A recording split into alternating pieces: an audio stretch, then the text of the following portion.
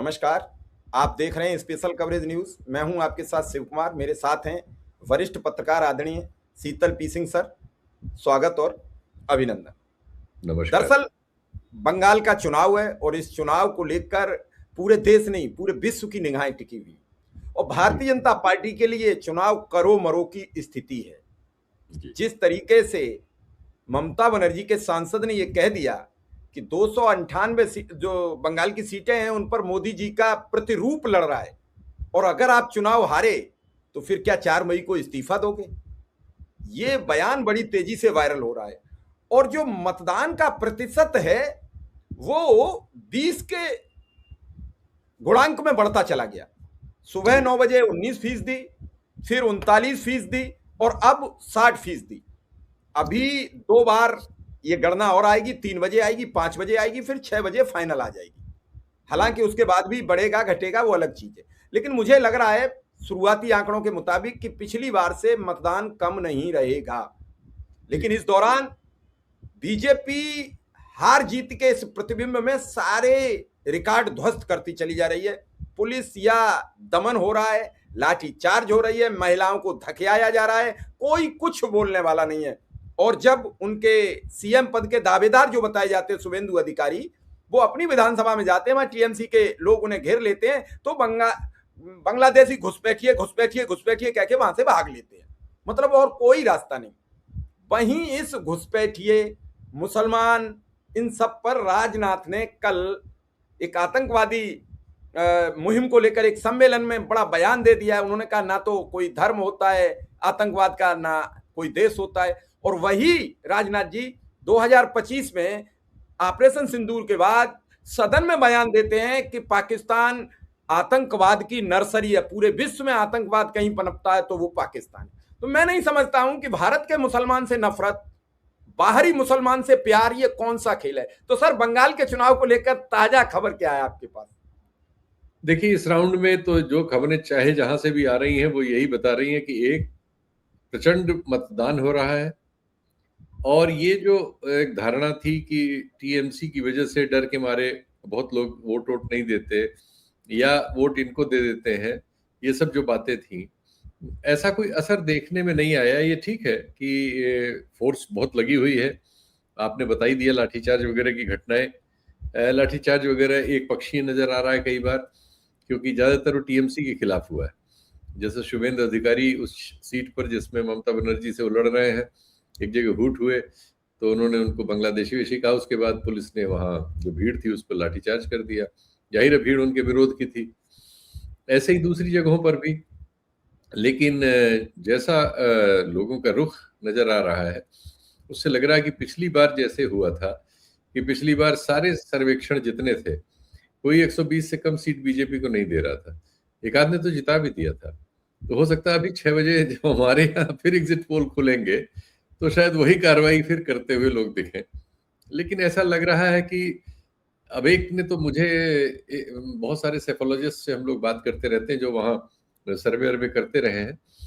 तो एक केरल के सेफोलॉजिस्ट हैं, उनके हिसाब से तो ममता कहीं पुराना रिकॉर्ड न तोड़ दें। उनके कहने के आधार है उनके पास। उन्होंने कहा कि एक तो ममता बनर्जी के पक्ष में जो माइनॉरिटी का कंसोलिडेशन है, बीजेपी के इतना ज्यादा फौज फाटा लेके जाने की वजह से, एसआईआर की वजह से, वो कंसोलिडेशन इतना हो गया है जितना कभी किसी चुनाव में उनके पक्ष में नहीं था। एक तो ये बात वो कह रहे हैं। दूसरे वो कह रहे हैं कि यही बात महिलाओं में भी है, गरीब महिलाओं में, कि उनमें भी कंसोलिडेशन हुआ है बहुत, कि ममता दीदी को हटा रहे हैं जो हमें ये पेंशन वेंशन देती हैं, ये सब चीजें फंस जाएंगी बीजेपी के उसमें। तीसरे वो कह रहे हैं कि जो भद्र लोग है कलकत्ता का, जो बीजेपी की राजनीति से सहमत नहीं है, सांप्रदायिक राजनीति से, तो वो इसके पहले ममता को भी पसंद नहीं करता है वो। लेकिन ममता की जगह बीजेपी को लाद लेने के पक्ष में नहीं है वो। कह रहे हैं ये 3 कारण हैं जिसकी वजह से उनको लगता है कि उलटफेर कहीं बहुत ज्यादा न हो जाए और सब लोगों के सर्वेक्षण धरे न रह जाए। अब यह है कि एग्जिट पोल में देखिए क्या ट्रेंड आता है आज जो हो रहा है। लगता तो यही है कि सब ये बताएंगे कि ममता बढ़त में है और बीजेपी को करीब दिखाएंगे, क्लोज फाइट वाइट दिखाएंगे, जैसा ये लोग करते हैं। ये दुर्भाग्यपूर्ण है कि एक आध को छोड़ के सब मेथोडोलॉजिकली वोट परसेंटेज वगैरह में उस तरह से नहीं काम करते। बहुत से लोग तो ऐसे तुक मारते हैं, अब उसी में किसी किसी का फिट हो जाता है, तो वो अगले चुनाव में कहता है देखो मैंने कहा था तो ये हो गया, और 10 चुनाव में उसका गलत होता है, उसकी बात नहीं बताता हो। तो ये सब अभी सर होगा 1 घंटे बाद। लेकिन फिलहाल तो आपकी बात वही सही है कि मतदान बहुत जोर से हो रहा है, और उम्मीद है कि जो पहले चरण में हुआ उससे ज्यादा हो जाएगा। 93 तक वो हुआ था, 94% तक जा सकता है, नहीं तो उतना तो होगा ही होगा, क्योंकि सब वोट दे रहे हैं। जो भी वोट देने की स्थिति में है, अस्वस्थ है सर वो भी दे रहे हैं, स्वस्थ है वो भी दे रहे हैं। सर बार बार कई कई तरीके के इस पर अलग अलग लोगों की अपनी ओपिनियन है कि मतदान बढ़ने का, आपकी अपनी राय क्या है? एसआईआर का रिएक्शन है बंगाल में। एसआईआर की वजह से डर फैला हुआ है, मुस्लिम आबादी में तो बहुत ज्यादा फैला हुआ है, और हिंदुओं में भी, चूंकि बहुत सारे हिंदू भी बांग्लादेश से आए थे मथुआ कम्युनिटी वगैरह में, उसमें नाम भी कटे हैं बहुतों के। तो वो एक डर जो है, तो उसने पूरे समाज में जो मजदूरी वगैरह करने हमारे दिल्ली के चारों तरफ, गुजरात में, बंबई में, इधर उधर सब लोग काम करने जो निकलते थे बंगाल से, और मीनियल काम बहुत सारे करते थे, वो सब घर लौटे हुए हैं, सब अपना वोट दे रहे हैं, और सब जो है इस वोट प्रतिशत को वहां ले जा रहे हैं जो एक रिकॉर्ड बनाएगा। दूसरे, ये जो एसआईआर की कार्रवाई है, इसमें कुछ प्रतिशत तो मतलब एक बड़ा प्रतिशत तो ठीक भी है ना, उसमें मृतक और ऐसे लोग जो राज्य छोड़ चुके हैं उनके मत अलग हो जाते हैं, तो वो संख्या कम हो जाती तो प्रतिशत अपने आप बढ़ जाता है। जैसे 10 में अगर 7 मिले तो 70% होगा, लेकिन 8 में 7 मिले तो वो 90% हो जाएगा। तो इस तरह से ये भी हुआ है ना कि जितने वोट थे वो संख्या कम हो गई है। 1 करोड़ के आसपास जो डिफरेंस आया है उससे जो कम हुआ है, फिर 27-28 लाख तो बेचारे वोट ही नहीं दे पाए, जो अभी सुप्रीम कोर्ट और चुनाव आयोग और परीक्षण में झूल रहे हैं। अब वो काम खत्म होगा तो अगले चुनाव में कहीं वो दे पाएंगे। तो वो ये सारी चीजें मिलजुल के उन्होंने वोट की संख्या कम कर दी, और वोट देने वालों की संख्या एकदम पूरी ये हो गई कि अगर हम वोट नहीं देंगे तो हमारा नागरिकता का हक और पासपोर्ट, आधार कार्ड, गैस, ये सब फंस जाएगा। तो गरीब आदमी तो एकदम कोई बचा ही नहीं है कहीं किसी के। सबके यहाँ से खबरें हैं, किसी को दिल्ली में आप फोन कर लीजिए, सबके यहाँ जो मेड वगैरह आती हैं उनमें ज्यादातर बंगाल से होती हैं, तो वो सब वापस जा चुके हैं। सर एक और बड़ा सवाल है जिस पर फोकस लोग नहीं करते। जैसे पिछली साल सीएसडीएस के आंकड़े बता रहे थे कि 7%, 7% मुस्लिम वोट बीजेपी की तरफ टर्न आउट हुआ। मथुआ समाज का total vote turn out BJP की तरफ था, और टीएमसी क्षमा चाहेंगे सीपीएम और कांग्रेस का वोट भी पिछली साल ममता को रोकने के लिए बीजेपी की तरफ टर्न आउट था। अगर हम एसआईआर को लेकर जो बड़ी तरीके से खबर फैली है, और जायज भी है और सही भी है कि मुस्लिम मतदाताओं के नाम बड़ी तादाद में कटे, तो 7% वो हम बिल्कुल जेन्युइन वापसी मानते हैं, कोई माने या न माने। परिणाम जो भी हो, परिणाम का हम नहीं आकलन कर सकते। इधर 1 से 2% मथुआ समाज का भी वोट ममता की तरफ जाता दिख रहा है। सीपीएम और कांग्रेस का वोट वापस बीजेपी से उनकी अपने अपने संगठन पर आ गया। इसके बावजूद भी कुछ लोग 180 सीट का आंकड़ा बीजेपी को देने के लिए कहां से मत ला रहे हैं, मैं थोड़ा सा जानने का प्रयास कर रहा हूं। नहीं, अभी सीपीएम का वोट तो उसके पास नहीं आया। सीपीएम का वोट तो जो गया सो चला गया। अब उसमें से कुछ थोड़ा बहुत, अगर वो थोड़ा बहुत माने 1-8% ही ला बीजेपी की सकते। तरफ से निकला सर, बीजेपी की तरफ से तो निकला, बीजेपी की तरफ से तो निकला है वो। नहीं नहीं, बिल्कुल बीजेपी में चला गया था। बीजेपी में है वो, क्योंकि वो हिंदू और मुस्लिम आधार पे गया है। वो वहां जो हिंसा होती है बहुत, इसमें तो कोई शक नहीं, वहां राजनीतिक हिंसा है वहां। वो जो सत्ता में रहता है उसको उसका लाभ मिलता है, ये कहा जाता है हमेशा। लेफ्ट जब था तो उसको कहा जाता था, तृणमूल है उसको कहा जाता है। तो इसकी वजह से वहां जो हिंदू मतदाता है जो लेफ्ट को वोट देता था, वो हिंदू हो गया और बीजेपी में चला गया। वो लगभग बीजेपी में है घूम फिर के। अब कांग्रेस और सीपीएम के अलग लड़ने से ये अनुमान लगाया जा रहा है कि उसमें से कुछ वोट 1-2% कांग्रेस में, 1-2% सीपीएम में लौट सकता है, तो बीजेपी के कोटे में से एक कम हो जाएगा, ये अनुमान है। अब जी आकल जब गिनती होगी तो पता लग जाएगा। तो यस, आपकी बात सही है कि अब 2% भी अगर कम होता है तो फिर ये बहुत फर्क डाल देता है वहाँ। इसलिए कि ममता बनर्जी का जो गैप है पिछले चुनाव में बीजेपी से, वो 10% के आसपास था, 9-10% था। तो 2% और निकल जाए तो बहुत ज्यादा हो जाता है। तो ये अब ममता बनर्जी के मामले में कहा जा रहा है कि एसआईआर के जरिए उनके बहुत सारे मतदाता हर जगह से छांटे गए। जो ये 27 लाख डिस्प्यूट में पड़े हुए, इसमें ज्यादातर उनके मतदाता हैं, ये सब कहा जा रहा है। लेकिन इस सब के बावजूद उनको अलग तरह से एक समर्थन भी तो बढ़ रहा है। जैसे माइनॉरिटी में उनके लिए समर्थन बहुत तेज बढ़ा है। तो जो अगर 1-2% उसमें बढ़ेगा, हालांकि बहुत क्लोज कॉल है, लेकिन है, उसका असर दिख रहा है। क्योंकि आज जो एक स्क्रिमिश हुई है वो उसी एक सीट पर हुई है। एक पार्टी है इंसाफ या आईएसएफ करके है, उसकी हाँ हाँ। सीट पर उसके 2 एमएलए थे पिछली बार, तो उसमें एक सीट पर झगड़ा हुआ है और टीएमसी वालों से ही हुआ है। और वहां सर्वेक्षण करने जो भी जा रहे थे वो कह रहे थे कि वो मुश्किल है उसका जीत पाना। ऐसे ही वो जो इन्होंने एक और आदमी खड़ा किया था जो बाबरी मस्जिद बना रहा था, हुमायूं हुमायूं कबीर, कबीर। उसकी तो हालत बहुत खराब है, वो तो बुरी तरह से हार रहा है, वो भी नहीं कुछ कर पाया। तो ये सब चीजें जो है, जो बीजेपी का जो भी रणनीति थी उसमें इसका असर नहीं हुआ। अब यह है कि अगर पोलराइजेशन बहुत बड़े पैमाने पर हो गया है जो हम लोगों को दिखाई नहीं दे रहा है, या बहुत से लोग जो वहां काम कर रहे हैं उनको नहीं दिख रहा है, तो हो सकता है ऐसी चीजें होती हैं जो कई बार आकलन करने वालों को नहीं समझ में आती। चूंकि ये बात बार बार आ रही है कि बहुत सारे लोग अपनी कोई राय एक्सप्रेस नहीं कर रहे हैं सर्वेक्षण में, जो लोग जा रहे हैं उनको। लेकिन दूसरी तरफ बहुत से लोग ये भी कह रहे हैं कि ऐसा नहीं है, उसके लिए आपको एक्स्ट्रा एफर्ट करने पड़ते हैं, उनको विश्वास में लेना होता है, और जब ऐसा आप कर लेते हैं तो अपनी राय स्पष्ट करते हैं। तो अब ये सब चीजें हैं, हर चुनाव में लास्ट तक ये बात बनी रहती है, 2 राय बनी रहती हैं। लेकिन मोटा मोटी जो मुझे समझ में आ रहा है लोगों से बातचीत करके और पुराने रिकॉर्ड्स वगैरह के अनुसार, मुझे लगता है ममता बनर्जी जी को फिर वापस आने में कोई कठिनाई नहीं होगी। सर, क्या अजयपाल शर्मा ने इस चुनाव को अंतिम वक्त घुमा दिया पूरा? अंतिम वक्त अब मोदी का नाम ही नहीं रहा। बंगाल के चुनाव में आज मोदी की चर्चा ही नहीं है, जहां देखो वहां अजयपाल की चर्चा है, उन्हीं का वीडियो है। तो इस पूरे चुनाव को अजयपाल शर्मा ने मूव कर दिया। ऐसा ही होता है, जो जो कलाकार होते हैं वो बड़े बड़े सुरमा को फेल कर देते हैं। मोदी जी अपना एक मंदिर में डमरू उमरू बजाते रहे, लेकिन चर्चा अजयपाल ले गए। तो अजयपाल है भाई, वो तो अजयपाल ही है। तो उन्होंने कल से ही चर्चा अपने ऊपर कर ली थी। अब इसका भी लाभ बीजेपी को मिलेगा या हानि होगी, ये भी नतीजों में सामने आएगा। जो उन्होंने किया वो सब गैर कानूनी है। वो जो किया उन्होंने वो गैर कानूनी है, और वो लीडरशिप को केंद्र में और अन्य जगहों पर इशारा है कि देखिए मैं आपका बिल्कुल वफादार हूं और मुझे अगली पोस्टिंग और इससे भी बढ़िया देना। ऑलरेडी ज्वाइंट कमिश्नर है, लेकिन अब उससे भी बड़ी पोस्ट कहीं उनको दिल्ली वाले भी दे सकते हैं, और लखनऊ वालों ने दे ही रखी। ये भी तो हो सकता है सर, बीआरएस लेके किसी अच्छी लोकसभा से चुनावी तैयारी हो जाए।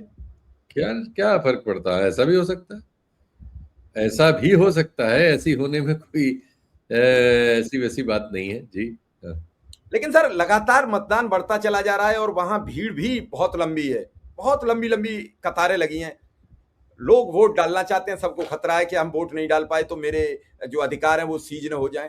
तो ऐसे में सर निर्णय भी तो समझना बहुत टेढ़ी खीर है। जो अभी आप कह रहे हैं 6 बजे लोग कूद पड़ेंगे, कोई 150 दे देगा, कोई 180 दे देगा, तो क्या होगा सर फिर? अभी 6 बजे तो बढ़िया नौटंकी होगी, वो हमारे यहाँ हमेशा होती है। 6 से 9 आनंद लिया जाएगा। और लेकिन मुझे जहां तक अनुमान है, ज्यादातर लोग तृणमूल को विजयी बनाएंगे। 1-2 लोग हमेशा अपवाद रहते हैं।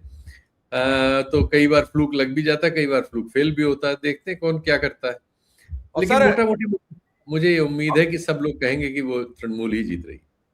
ममता जी के एक सांसद ने कहा है कि 4 तारीख को वो इस्तीफा देंगे कि नहीं देंगे। वो सवाल जरा सर जरूर बड़ा गंभीर है। और इधर राजनाथ जी का भी मकसद यही दिख रहा है, लगातार सवाल उठ रहे हैं कि भैया कुर्सी कब खाली करोगे। इसलिए सारी समस्याएं खड़ी हो गई हैं। वो चाहे मुरली मनोहर जोशी जी का बयान हो कि आप विश्व गुरु नहीं हो, उन्होंने तो खुल के कह दिया आप विश्व गुरु नहीं हो।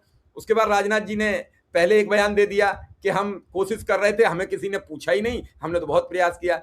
फिर राम माधव ने कहा कि आपने जो कहा वही हमने किया, तेल भी लिया, गैस भी ली और रूस से तेल बंद किया। फिर वो भाग गए पत्रकारों के सवाल देते देते।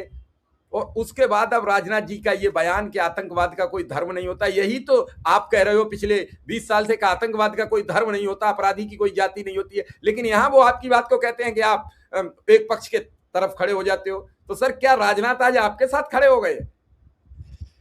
देखिए, डेरेक ओब्रायन ने जो चैलेंज दिया है वो पॉलिटिकल है, और वो पॉलिटिक्स में दिया जाता है। उन्होंने, होशियार हैं, वो भी क्विज चलाते थे पहले, और तेज बोलने में और वाकपटु है, तो उन्होंने फंसाया है मोदी जी को। लेकिन अब मोदी जी ऐसी बातों पे कहाँ पिघलने वाले हैं। नतीजे जो भी होंगे तो वो लोकल पार्टी पे डाल दिया जाएगा, वो सब तो हो जाएगा जब ऐसा नतीजा होगा। तो फिलहाल तो ये है कि जो आप दूसरी बातें बता रहे हैं, राजनाथ जी, भागवत जी, मुरली मनोहर जोशी जी, सुब्रमण्यम स्वामी जी और अन्य बहुत सारे लोग जो उम्मीद कर रहे हैं कि कभी बिल्ली के भाग्य से छीका टूटे है, लेकिन अभी मोदी जी ऐसा कुछ करने वाले नहीं है। अभी उनकी पकड़ जो है पार्टी पर, सरकार पर, संस्थाओं पर, और देखिए देश बनाते चलाते हैं इस समय कारपोरेट्स। तो कारपोरेट्स में भी मोदी जी की पैठ का कोई विकल्प नहीं पैदा हुआ है। जब तक कारपोरेट्स में कोई विकल्प नहीं पैदा होता, तब तक हम बहुत सारी बातें करते हैं, लेकिन उनका असर नहीं हो पाता, क्योंकि ये जिस तरह का लोकतांत्रिक निजाम दुनिया में है और हमारे जैसे देशों में, उसमें कारपोरेट्स की भूमिका सबसे महत्वपूर्ण है।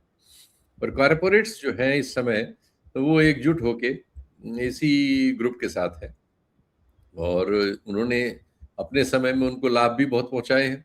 देश की जनता की कीमत पर जिस तरह की नीतियां बनाई हैं, पेड़ कटवा दिए हैं, इतनी गर्मी पड़ रही है, इस बार ऐतिहासिक गर्मी पड़ने वाली है, ये सारे मौसम वैज्ञानिकों का आकलन है। और इसमें बहुत नुकसान होगा गरीब लोगों का, क्योंकि उनके पास इससे निपटने की व्यवस्थाएं कम होंगी। खान पान का जो उत्पादन है उसकी महंगाई बढ़ेगी, क्योंकि उत्पादन में फर्क आएगा। गेहूं के उत्पादन में फर्क आ गया है मौसम की वजह से। तो ये सब चीजें जो कठिनाइयां पैदा करेंगे, और होर्मुज पे लड़ाई चली रही है, तेल आ नहीं रहा है, गैस आ नहीं रही है, वहां से महंगी दामों पे लेनी पड़ रही है। तो अब तो आज वोट पड़ गया है, देखिए शाम तक ही ना कहीं दाम बढ़ जाए।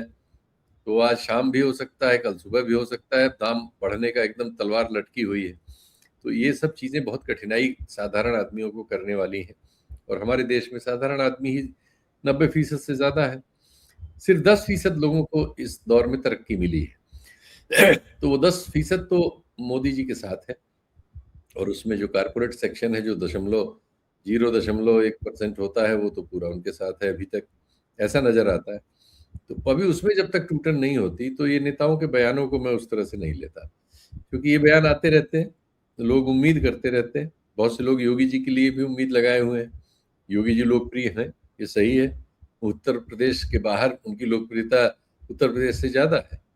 तो उस लिहाज से कोई लोग, बहुत सारे लोग उनके समर्थक जो है उनको प्रधानमंत्री के रूप में देखते हैं। लेकिन देखने से क्या होता है, बात वही आ जाती है कि भाई जो चीजें मिलजुल के इस पद पे किसी को पहुंचाती हैं, वो होने और न होने का फर्क ये होता है। नहीं तो अन्ना हजारे इस देश के प्रधानमंत्री होते या केजरीवाल। एक जमाने में तो उनके पीछे कितनी भीड़ आ रही थी, लेकिन प्रधानमंत्री बने मोदी, क्योंकि कारपोरेट सब मोदी के साथ थे, वो अन्ना के साथ थोड़ी थे। अन्ना के यहाँ उस आंदोलन में वो सिर्फ खाना पीना फ्री में बंटवा रहे थे कि आंदोलन चलता रहे, जिससे कांग्रेस बदनाम हो जाए। वो काम तो उन्होंने किया, लेकिन जब उन्हें सरकार बनानी थी तो फिर मोदी जी को फंड किया उन्होंने। मोदी जी की 450 रैलियां हुई देश में, एक एक रैली में करोड़ों रुपए खर्च होते थे। अडानी का जहाज था, उनके खुद मुख्यमंत्री वाला सब जो लाव लश्कर था ही, उसके लिए भीड़ लाने से लेके और ताली बजवाने से लेके और मोदी मोदी मोदी कराने से लेके खरबों रुपए का खर्च लगता है। तो वो सब करने के लिए उनके पास तंत्र उनके पीछे था, वो ले आया उनको, बने प्रधानमंत्री, और उन्होंने उनके हित के काम किए। और अब अभी तक उसमें कोई डेंट मुझे नहीं दिखता। इसलिए ये जो चीज है चलेगी, इस तरह की स्किर्मिशेस होंगी, लेकिन किसी नतीजे पे वो तभी पहुंचेंगे जब वहां लड़ाई शुरू हो जाए, कारपोरेट्स में आपस में एक दूसरे में कुछ मामला हो, टुकड़े हो जाए, कुछ ग्रुप इधर कुछ ग्रुप उधर, वो सब छेड़खानी शुरू हो। तो अभी उसमें कुछ चीजें दूर की लगती हैं मुझे। अभी पका नहीं है सौदा, तो जल्दबाजी हाँ, में कह देना ठीक नहीं है, पका नहीं है सौदा। चलिए जी। सर, आपने समय दिया इसके लिए आपका बहुत बहुत आभार, बहुत बहुत धन्यवाद। नहीं, नहीं, शिव कुमार जी जिंदाबाद। धन्यवाद।